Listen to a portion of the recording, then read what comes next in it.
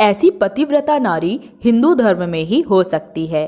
नमस्कार दोस्तों, जैसा कि आप सभी जानते हैं, हमारे धर्म शास्त्र में पतिव्रता स्त्रियों की जब बात आती है तो सावित्री और अनसुईया का नाम सर्वप्रथम लिया जाता है, जिनके सम्मान में स्वयं देवता भी नतमस्तक हो जाते हैं। आज हम आप सभी को ऐसी ही पतिव्रता नारी की कथा सुनाने वाले हैं, जो अपनी पति इच्छा को पूर्ण करने के लिए वैश्या के घर तक जाती हैं।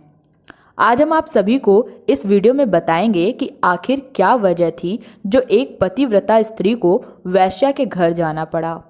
पद्म पुराण में वर्णित एक कथा के अनुसार बहुत समय पहले की बात है। प्रतिष्ठानपुर नामक गांव में एक कौशिक नाम का ब्राह्मण अपनी पति के साथ रहता था। दोनों की शादी लगभग 6 महीने पहले ही हुई थी। कुछ दिनों तक दोनों हंसी खुशी रहते थे। उसके बाद ब्राह्मण के पूरे शरीर में कोढ़ नाम की बीमारी हो गई, जिसके चलते ब्राह्मण काफ़ी पीड़ित रहने लगा। ब्राह्मण के शरीर में इतना ज़्यादा घाव हो गया कि उसके शरीर से दुर्गंध आने लगी, जिसकी वजह से पूरा परिवार घर छोड़कर अन्यत्र चले गए। लेकिन ब्राह्मण की पत्नी शैव्या उसे देवता की तरह पूजती रही। इतनी भयंकर बीमारी होने के बाद भी शैव्या ने अपनी पति कौशिक का साथ नहीं छोड़ा। वह सुबह उठकर घर का सारा काम करती, उसके बाद अपने पति को स्नान कराती, कपड़े पहनाती और उनके घाव पर पट्टी भी करती थी। इसी तरह कई दिन बीत जाते हैं, लेकिन ब्राह्मण का कोढ़ ठीक नहीं होता है। एक दिन की बात है, ब्राह्मण आंगन में बैठकर बाहर की ओर देख रहा था। उसकी पत्नी अपने काम में व्यस्त थी। तभी उस ब्राह्मण की नज़र गली में जा रही एक वैश्या पर पड़ती है, जिसे कभी राजा अपने महल में बुलाए थे। वैश्या देखने में अति सुंदर थी। वैश्या को जाते देख ब्राह्मण की नज़र उस पर टिकी रह जाती है और जब तक वह जाती हुई दिखती है तब तक ब्राह्मण उसे देखता रहता है।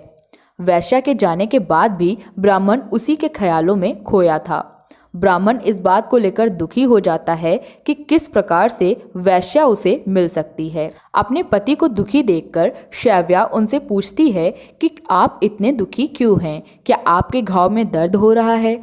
इस बात पर ब्राह्मण ने शैव्या को अपने मन में चल रही बात बता दी। इतना ही नहीं, वह कहने लगा कि काश मैं उसे पा सकता, किंतु मेरा इस प्रकार से शरीर देखकर वह मेरे पास भी नहीं आएगी। अपने पति का वैश्या के प्रति इतना प्रेम देखकर शैव्या उन्हें उनसे मिलवाने का वचन देती है।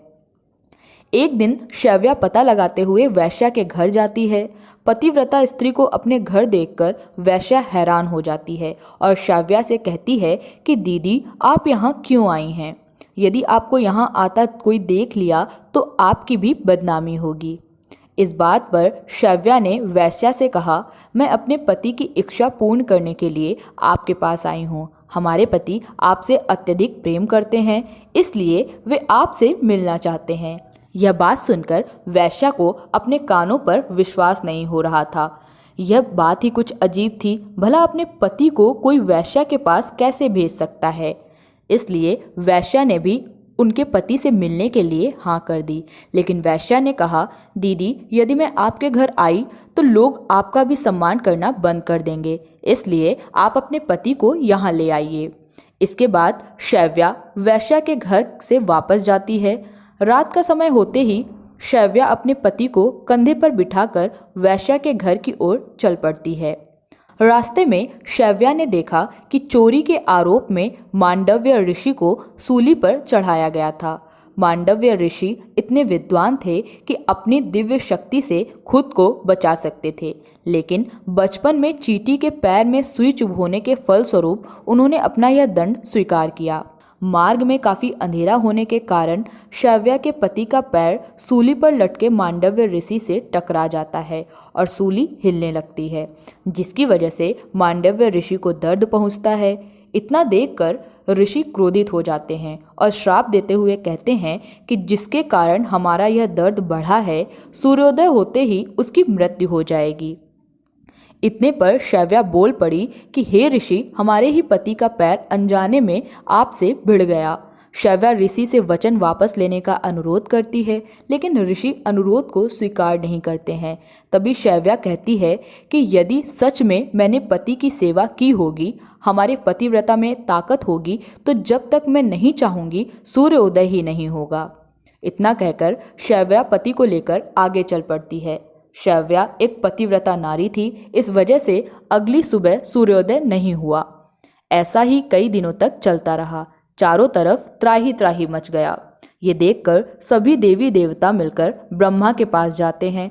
तभी ब्रह्मा जी ने बताया कि सूर्य भी अब अपनी मर्जी से नहीं निकल सकता। अगर सूर्य ने जबरदस्ती निकलने की कोशिश की तो वह शैव्या के तेज से जल जाएंगे, इसलिए जा करके शैव्या को समझाना होगा। सभी देवतागण मिलकर शैव्या के पास जाते हैं, जो कि अपने पति को पीठ पर बिठाए हुए वैश्या के घर की तरफ जा रही थी। ब्रह्मा जी भी शैव्या के समीप उपस्थित होते हैं और उनसे अपना वचन वापस लेने के लिए कहते हैं। इस बात पर शैव्या ने कहा कि यदि वह ऐसा करती है तो सूर्य उदय होते ही उनके पति की मृत्यु हो जाएगी, इसलिए वह नहीं चाहती है कि कभी सूर्य उदय हो। उसी क्षण ब्रह्मा जी ने देवी अनसुईया को वहां पर बुलाया।